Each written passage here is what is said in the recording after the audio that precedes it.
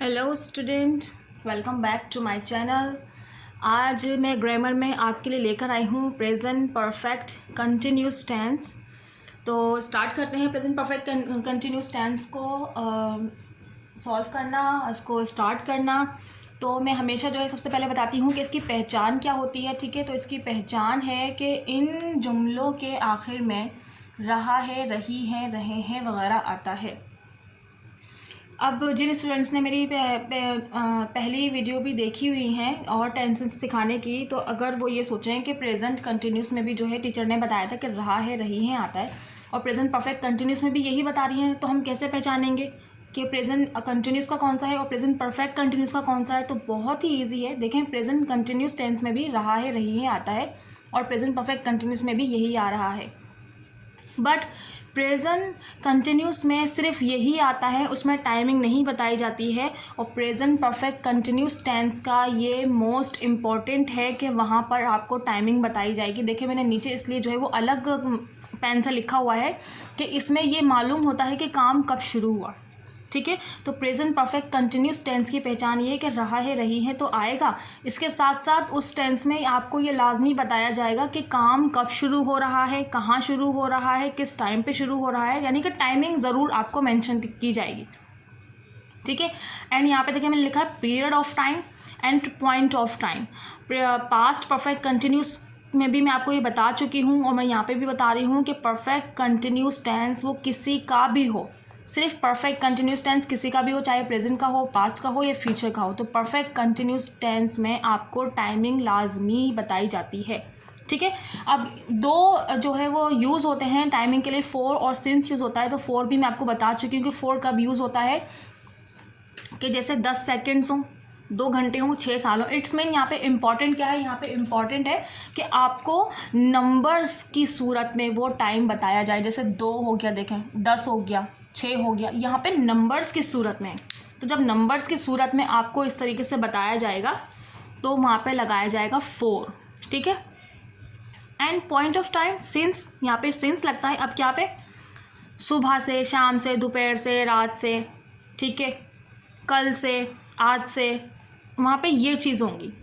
जब इस तरीके के आपके लिए टाइमिंग बताई जाएगी ना, तो वहाँ पर आपके लिए सिंस यूज़ होगा। देखें यहाँ पे मैंने लिखा हुआ है सन 1995। तो जहाँ पे सन यूज़ हों, जैसे 95, 2000, 2001, तो वहाँ पे भी सिंस के साथ ही इसको लिखा जाएगा। ठीक है, अब हम आ जाते हैं अपने फॉर्मूले की तरफ कि हमें इसको बनाने के लिए क्या क्या की ज़रूरत पड़ती है, कौन सा हेल्पिंग वर्ब है, कौन सी वर्ब की फॉर्म हैगी। तो हम आपको पता ही है कि यहाँ पे सबसे पहले हमें जो है अपने टेंस के अंदर सब्जेक्ट को ढूंढना पड़ता है।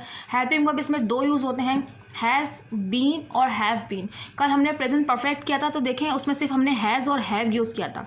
ठीक है, अब परफेक्ट कंटिन्यूस टेंस है तो यहाँ पे हैज़ बीन और हैव बीन दोनों यूज़ होगा। ठीक है, उसके बाद परफेक्ट प्रेजेंट परफेक्ट में जो है थर्ड फॉर्म यूज़ हुई थी, यहाँ पे फर्स्ट फॉर्म के साथ प्लस ING प्लस ऑब्जेक्ट। अच्छा देखें यहाँ पे ऑब्जेक्ट क्या है, यहाँ पे ऑब्जेक्ट जो आएगा ना वो आएगा टाइम की सूरत में। देखें मैंने यहाँ पे ऑब्जेक्ट लिखा हुआ है और ऑब्जेक्ट के ऊपर एरो करके मैंने टाइम लिखा हुआ है, यानी कि ऑब्जेक्ट जो आएगा वो टाइम की सूरत में आएगा।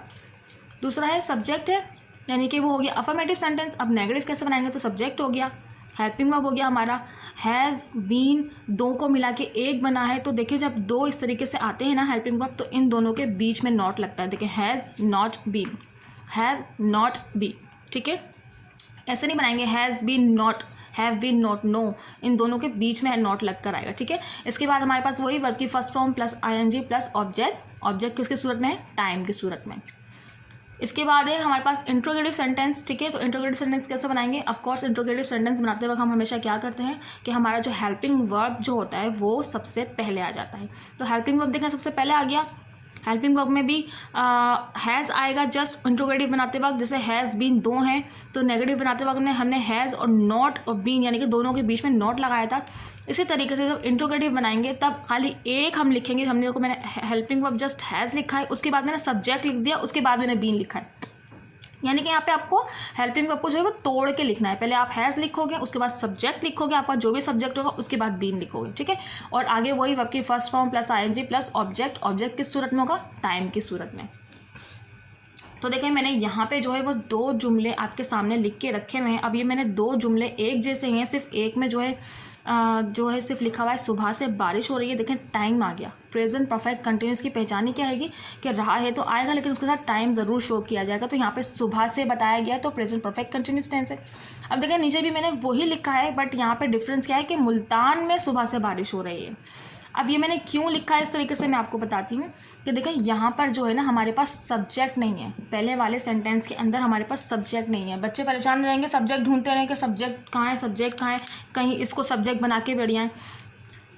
तो इसीलिए मैं आपको दोनों जो है इसका ट्रांसलेशन करके मैं आपको दिखाऊंगी कि क्या है। इसमें सब्जेक्ट नहीं है, और जिसमें सब्जेक्ट नहीं लिखा हुआ होता ना तो वहाँ पे हम स्टार्ट किससे करते हैं, इट से करते हैं। इट लगा के स्टार्ट करते हैं, ठीक है। और जहाँ पे सब्जेक्ट होता है तो वहाँ पे सब्जेक्ट से ही करते हैं। अब जैसे कि इसमें देखें सुबह से बारिश हो रही है, इसमें सब्जेक्ट है ही नहीं। सुबह से ये हमारा क्या हो गया, ऑब्जेक्ट हो गया। ऑब्जेक्ट मैंने कहा था किस सूरत में आएगा, टाइम की सूरत में आएगा। तो सुबह से हो गया, बारिश हो रही है, ये क्या है हमारा वर्ब, रेन, ठीक है। ये हो गया हमारा वर्ब। अब देखें सब्जेक्ट नहीं है।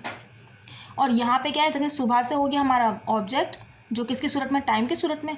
ये हमारा वर्ब हो गया, और मुल्तान में हमारा सब्जेक्ट के मुल्तान में हो रही है, ठीक है। तो मैंने ये बताने के लिए आप लोगों को लिखा था दोनों कि किसी कभी कभी जो है वो सब्जेक्ट नहीं दिया जाता टेंस में।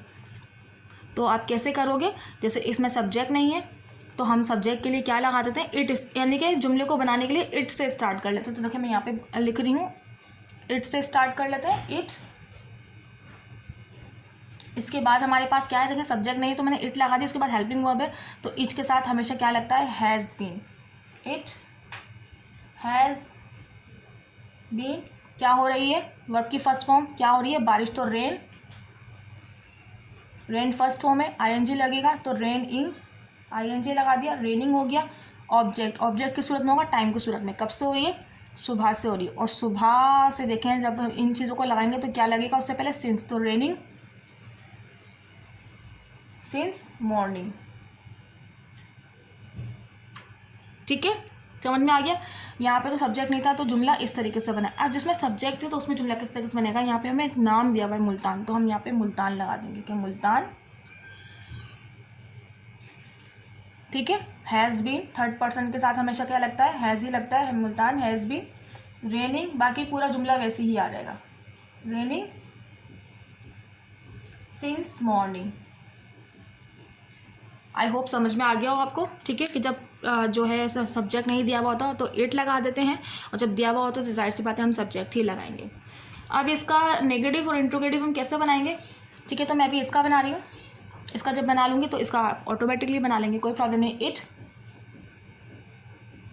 हैज़, देखिए इट हैज़, इसके बाद इसके बीच में लगेगा it has not been, okay. और आगे वही रेनिंग सिंस मॉर्निंग जो आ रहा है वही आएगा, रेनिंग सिंस मॉर्निंग, ओके। अब इसका इंट्रोगेटिव कैसे बनाएंगे, इंट्रोगेटिव बनाते वक्त हम हमेशा क्या करते हैं, इंट्रोगेटिव बनाते वक्त हमेशा हमारा हेल्पिंग वर्ब पहले रहता है, जो कि क्या है, हैज़ है। तो मैंने यहाँ पे हैज़ लिखा, ओके। उसके बाद हमारा सब्जेक्ट क्या बन रहा था, इट के तौर पे हमने यूज़ करता, तो हम यही लगाएंगे, हैज़ इट बीन, ठीक है। उसके बाद वही raining since morning, raining since morning and question mark, ठीक है। कोई मुश्किल नहीं है, सिर्फ समझने की ज़रूरत होती है। अगर आपके समझ में आ गया तो फिर कोई प्रॉब्लम नहीं है, कोई मुश्किल नहीं है, ठीक है। अब इसका मैं आपको ये तो बना चुकी हूँ, अफर्मेटिव, अफर्मेटिव बना लिया। नेगेटिव कैसे बनाएंगे आप, मुल्तान हैज़, इन दोनों के बीच में नॉट लग जाएगा, has not been, raining since morning. और इंट्रोगेटिव बनाते हुए आप क्या करेंगे, हैज़ पहले आ जाएगा, जैसे इसका आ गया हैज़, उसके बाद मुल्तान आ जाएगा, उसके बाद पूरा वही been, raining since morning, question mark. Question mark इस लाजमी लगाया करें इंट्रोगेटिव बनाते वक्त, ठीक है। तो कोई मुश्किल नहीं है, आई होप आपको समझ में आ गया होगा। तो अगर आपको समझ में आ गया है तो वीडियो को लाइक शेयर सब्सक्राइब कीजिएगा, मैं इंशाल्लाह अगले सैटरडे जो है आपके लिए वो लेकर आऊँगी फ्यूचर इंडेफिनिट टेंस, क्योंकि प्रेजेंट और पास्ट हमारा टोटल हो चुका है।